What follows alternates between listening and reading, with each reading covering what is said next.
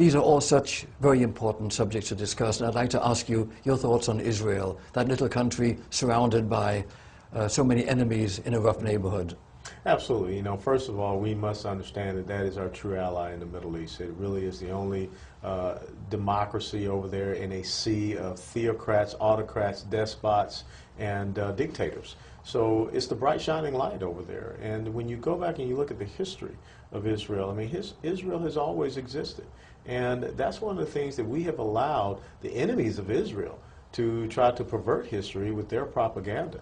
And you know, this whole thing about a Palestinian issue, you know, when you go back and you study history, and you understand that, you know, 70 to 73 AD, when Rome conquered Judea, and Emperor Hadrian came down and issued a decree that said that the name of that region would go from Judea to then Palestine.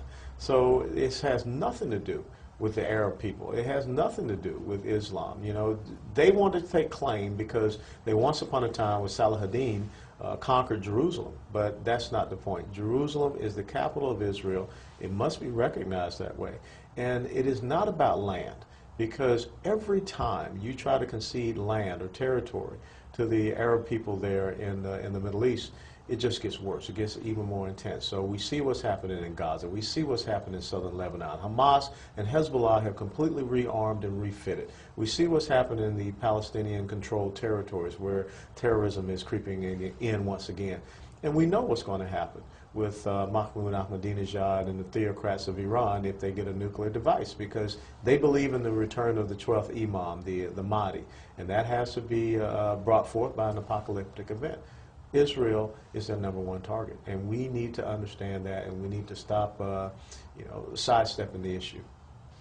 How odd it is that when Israel retaliated after 4,000 missiles were fired at it from southern Lebanon, yes, the West used the word disproportionate, how the use of this word was twisted in order to make Israel, the oppressed in this case, appear like the aggressor. How ridiculous. Yes, it is absolutely ridiculous. And when I was a young officer, I had an opportunity to have an exchange assignment with the United States Marine Corps, so I got to know some great men.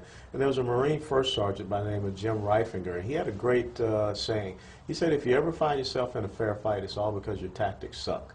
So I don't want to have a proportionate fight with someone. I want to use all of the tools I have in my kit box to make them understand, don't do it again. Because strength is a deterrent, and that's what they understand in the Middle East. This compromise, negotiation, appeasement, they don't respect that. They don't regard it. And the fact that the Goldstone Report came out and tried to condemn Israel as a sovereign nation protecting itself, that is absolutely reprehensible. And, you know, the West has to realize sooner or later that we are up against a very violent ideology. We're up against a very violent enemy that will stop at nothing until they completely destroy Israel. And after that, guess what? They turn their sights already on Europe, and then America's next. Well, this unfortunately, very tragically, happens to be the truth, and so many people just don't get it. It's amazing. I can't believe it.